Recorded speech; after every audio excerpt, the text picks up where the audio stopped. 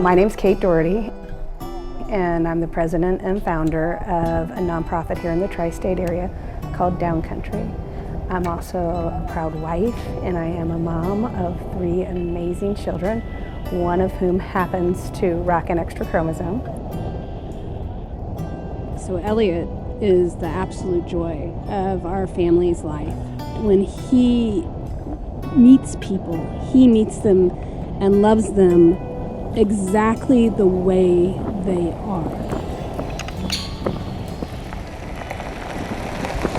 And I'm passionate about children and adults who learn and live life differently, and about helping them fully actualize their lives right here in the tri-state area. When Elliot was born, he actually popped out with an APGAR of 9.5. I had a C-section after like 16 and a half hours of labor or something like that. And anyway, we thought everything was great. And then for the first few hours, and then about 11 a.m., he started turning blue.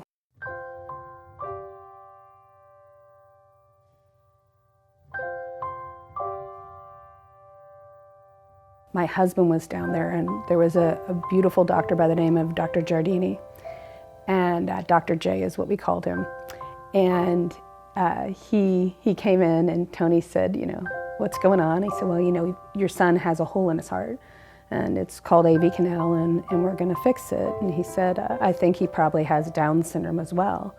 And Tony said, well, you know, Down syndrome, you know, what is that? What's that mean? And the doctor said, what it means is I'm gonna fix that hole in his heart. You're gonna have a beautiful, happy, healthy baby boy. You're gonna take him home and love him, and if you can't do that, then I'm gonna do that. But for us, it was always not that Down syndrome never had Elliot. Elliot has Down syndrome, and it's part of who he was. Not because I don't recognize what they are, or because I don't recognize the challenges that go along with potentially learning and living life differently, but because I guess I grew up always believing let's build on the strengths.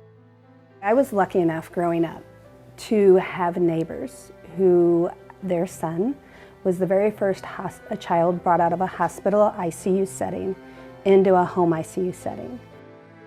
Clint Leeser was his name. He was a beautiful little boy who was never able to take a breath on his own. But to me, he was just Clint. He was just this beautiful little boy with this gorgeous smile and these beautiful eyes, and we would all do our best to help take care of Clint and to play with him.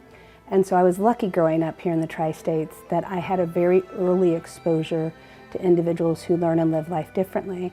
And when you're exposed as a child, you don't see people differently. So to me, it was just Clint.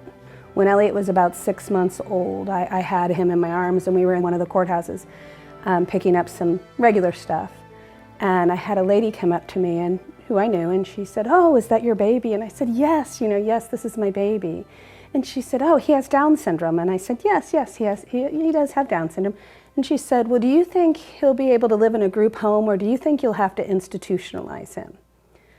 And I remember taking a breath and thinking, and I just looked at her and I smiled, and I said, actually, I was thinking about college. At that moment, I remember feeling like my world tilted on its axis, because we hadn't discussed Down syndrome, we hadn't brought it up, because it really was just, it was largely irrelevant to the way we saw the world at that point in time. But then once we realized that there were people who were scared of individuals with disabilities, we made a commitment. We actually went and spoke with our church and said, we're going to go to this national conference, and we're going to learn about Down syndrome. And we're going to come back to this area, and we're going to help teach people about Down syndrome, what it is, and all the possibilities.